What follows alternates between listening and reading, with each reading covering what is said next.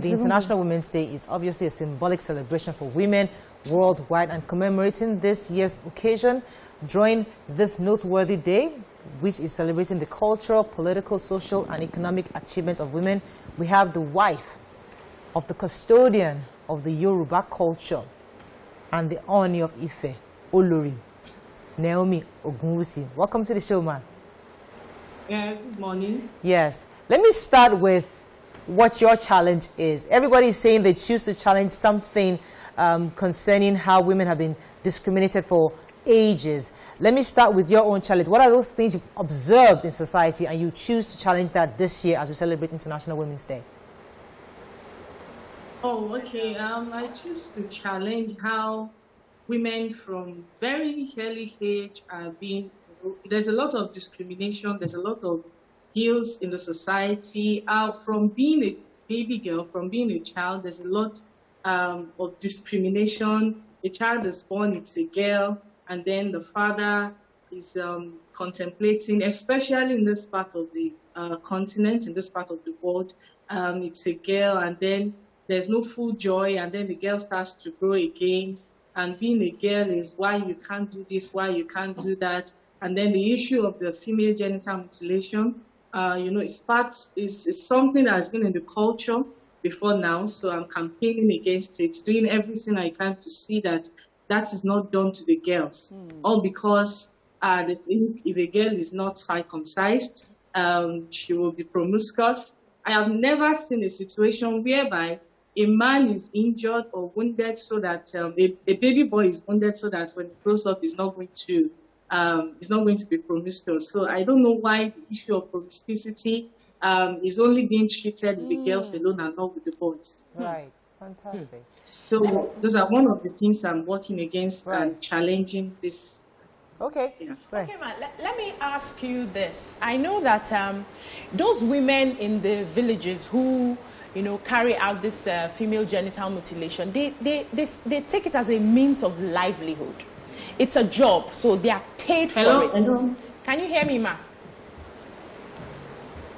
Yes, a bit louder. Okay, I'm saying that the women who carry out this female genital mutilation, they take it as their means of livelihood. You actually pay to get it done. Parents pay for their children, yes. Married children. Now, in your quest to speak against it and try to eradicate it, is there any way that these women can be transferred from that means of livelihood to something else that will give them a way, make them, empowered so that they drop the blade? Because if they are not able to feed, they will likely still go behind to continue female genital mutilation like we have today. Okay, well, there are better things these women can do if they are sensitized, if they are told what exactly this thing does to our girls, and they know it's evil. There are better ways to make a livelihood. You do not have to steal to make a livelihood. They can learn skills. We empower them. We talk to these women. There are various skills that they can learn. They can begin to sell. They can begin to make dresses. They can learn so many things, so they don't continue in this act. And they can also be part of the campaign against these things. As they begin to campaign and teach other people, a lot of these women who do these things also are very skillful with delivery of babies and all of that. So they can go to school, they can learn more about it and do that instead of mutilating our girls. Okay. Yes. Olori, so we know that in our culture, the voice of the woman is sometimes tampered, like they want to diminish you. There are some places you're allowed to use your voice, and then there's some places that is determined for you where to use it, how to use it. Either a father determines that, a husband determines that. And sometimes people would say, where you find yourself as the Olori, do you think this, this platform that you have now, this marriage that you have now, does that empower you to use your voice? Or are there challenges being an Olori and then using your voice for causes that affect women? Well, of course, for me, it has encouraged me. It's been a very good platform for me to actually speak for women. I represent women. I speak against anything that brings women down. Well, for some people, they might say that there's this culture of you have to keep quiet, but I don't see that happening in this new age and time. The kings are more, they are more enlightened, and the old culture of women keep quiet, I don't think that's happening anymore anywhere. My husband, being the leader of the race, of the Yoruba race, he has led by example. He has been very wonderful and supportive, and would even push me to go out there and speak for women. Wow. All right, let me go on a quick break. When we come back, we'll continue the conversation with the Olori. Stay with us, we'll be right back. Okay.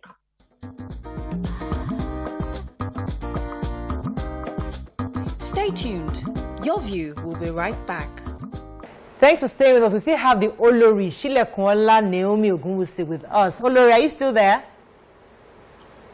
Yes, I'm here. Oh, great to have you. Very soon. Hopefully, before the end of the show, we'll see your face because we really want to see your face. So, right.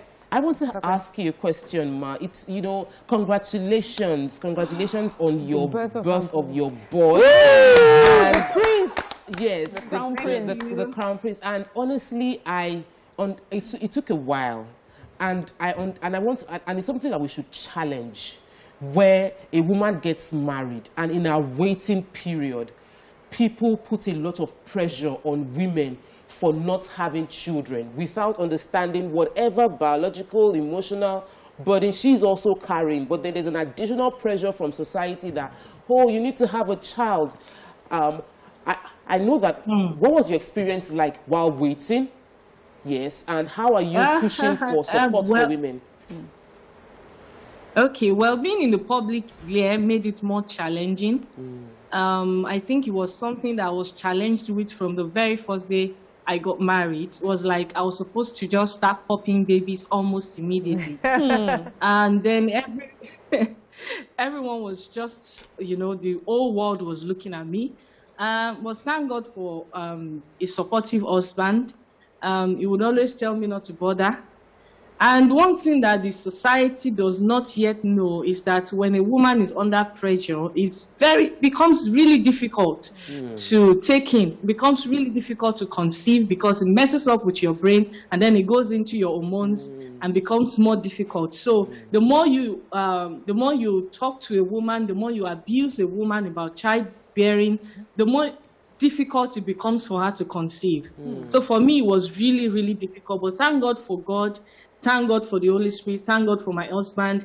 And there was no pressure at all from my husband's family. They were all very supportive, and they did not make it seem like I was waiting at all. Yeah, so ma, there are two types of pressure. The first is pressure. Well, can the speaker be a bit louder? Louder. Okay, I said there are two types of pressure when a woman just gets married. So the first pressure is the pressure of getting pregnant. The second pressure is the pressure of having a male son. Did you have that pressure being in that spotlight? Was that the sort of, pressure you had? The second one? Well, the first one first, and then the second one. Well, I would say from the public a little bit of that, but because my husband, KBC, didn't actually care about what gender. If it's a girl, it's a girl. If it's a boy, it's a boy. If it's twins, it's twins. He didn't care at all. So my mind was not on whether it's a boy or a girl. There was no reason to scan. There was no reason to find out if it's a boy or a girl. Wow. Whatever it is, I knew he was going to celebrate me and celebrate the child. Wow, fantastic. Now, let me ask you, going back to the issue of International Women's Day, there's always a thin line between culture and women empowerment. There's a very thin line because 1 second you want a woman to feel empowered, accomplished. At the same time, culture demands that you're submissive. You have the man over your head. He's the leader. He's the one in charge. As a custodian of our culture, I mean, you're the Olori. How do you play these roles seamlessly, such that they don't interfere with each other, where you're culturally upright and intelligent, at the same time you're also a woman that is empowered in today's times? Well, this is where the place of wisdom is needed. This is where wisdom is needed. It's a lot of wisdom, especially because it's expected of me as a wife, as an Olori, to submit to my king. Both culturally and scripturally, I uphold from both ends. So I know when to stop. I know when to speak. You need to understand your right first. So you know when it's your place to talk, you know when it's your place to let the man take the lead. But when it concerns you as a woman, you have no reason to keep quiet. Only an abusive man will shut his woman down, especially because women hold a lot of grace. There are doors a man will knock on, and the woman will knock on, and the woman is able to get an opening faster than the man. So it's grace, is nothing else other than the grace you carry as a woman. And when it comes to management, women are, in fact, women do a lot. You just need to let the man also feel like a partner in the business. I think it's more of a partnership. It's slavery when you start thinking that a woman has to keep quiet, a woman has to look like a woman has to be dumb. You do not have to be dumb as a woman. Yeah. If there's a man shutting you down, if it has come into a place where you are afraid to speak because you are a woman, because you are married, then there is problem. But you can't also be a parrot and jump into the front when the minister is called to speak. So you need to understand and just set the balance there. Fantastic. All right, let me take a final question for you before we go to So, twist. I have this question, which is that you are young. I mean, you know, your age was a topic of conversation when you first came on the scene. And yet, there's a way you carry yourself with such confidence when you speak. I saw a video of you recently where the Oni's friends came to visit. They were all men dressed, you know, so regally and looking so important. And for many of us, what we would see is that a woman would shy away, you know, especially given your age or that you're a woman. But you stood so confident. And I want to know, what would you attribute this confidence to? Is it education? Is it the support of your husband? Is it the support of a group of women? Oh, well, there's a lot that came into play. There's a lot from, I started speaking as a child. I started speaking publicly as a teenager.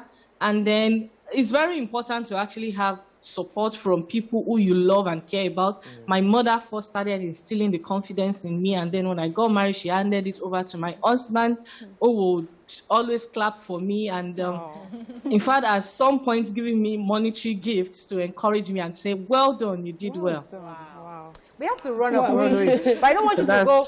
I don't want you to go without telling us something nobody knows about you and the king. I said it. Just give us something juicy that we don't know about the Oni or the king. Something the whole world doesn't know. Well, what I think people don't actually know about Kabiyesi and about my relationship with him is the uniqueness of the relationship. We are quite understanding. Kabiyesi is very understanding. I am very understanding. And behind all the royalty, the demands of the throne, we have our own safe place where we are just a man and his wife, all romantic, nice, and kind. Romantic? And he's a wonderful father to his children. What's the most romantic thing he has done for you? Flowers and all that? Hey, You know, we like gist on this table, please. It's International Men's Day. There's a lot. There's a lot that okay, we'll take it like that. it's a little bit too... Don't worry. I don't know which of those to talk worry. about. So from what you've said, the Oni is a very, very supportive man. Yes. And we're happy we're celebrating for celebrating women today. So All right. it's a On good that thing. note, we wrap up with you, madam. Thank you so much for joining us. Is there any final message to women you'd like to give before we run? Is there any final message to women you'd like to give? Well, to every woman today, I want you to know that I celebrate you. And each passing day, I get to understand what it means to be a woman. There's a lot. As you grow, you see more. Congratulations. You are wonderful. You are capable of doing things that you cannot imagine. You are more than your imagination. God bless you. Happy celebrations to you all. Thank you all. Well said. Let's go on a quick break. When we come back, we move on to our other guests. Stay with us. We'll be right back.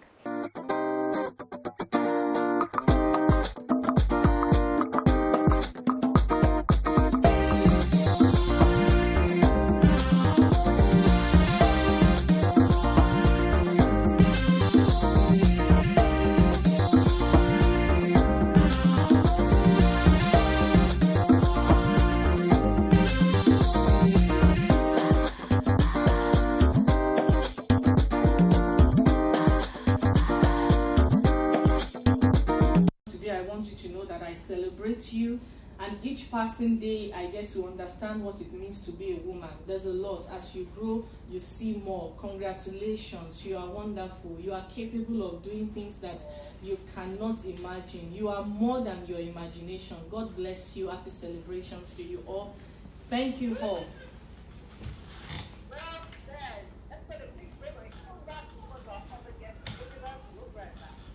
Subscribe to my channel and hit the bell icon, so you never miss any video from my channel.